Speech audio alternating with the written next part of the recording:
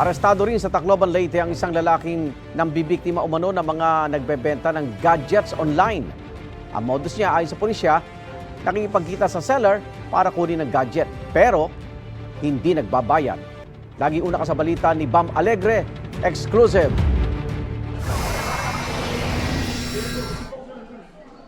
Nakipagkita sa isang fast food restaurant sa Zamora Street, Tacloban City, ang lalaking ito na mambubudol daw sana ng mga online seller ng mga gadget.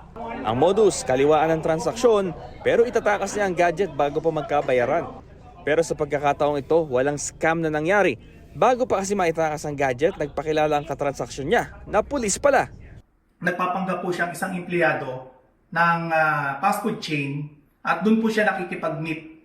Once na mahawakan niya na po yung gadget, sasabihin niya na ipapacheck niya lang ito sa manager niya at once na makaalis siya doon sa kanilang inuupuan o yung transaction area sa loob ng establishment ay agad na po itong tatakas.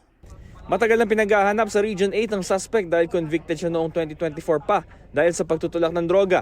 Sa kanyang pagtatago sa batas, patuloy pa rin siya sa pang-scam sa mga nagbabuy and sell ng mga gadget gamit ng peking mga social media account. Ipinakita pa sa atin ng pulisya kung paano kinukuha ng suspect ang tiwala ng mga bibiktimahin sa messaging app. Paalala ng pulisya. Sa mga nag-engage po sa online selling or buy and sell, ugaliin po natin na i-check ang mga social media accounts ng ating katransaksyon para malaman kung ito ba ilihitimo o sila ay gumagamit lamang ng mga fake accounts. Huwag po tayong magbigay ng sobrang tiwala at ipagkatiwala ang mga gadgets na ating ibinebenta. Walang pahayag ang suspect na nasa kustodiya na ng pulisya. Bukod sa sentensya niya sa kasong pagtutulak ng droga, nahaharap siya sa panibagong reklamong estafa. Ito ang unang balita mula Tacloban City, Bam Alegre para sa GMA Integrated News. Igan, mauna ka sa mga balita, mag-subscribe na sa GMA Integrated News sa YouTube para sa iba't ibang ulat sa ating bansa.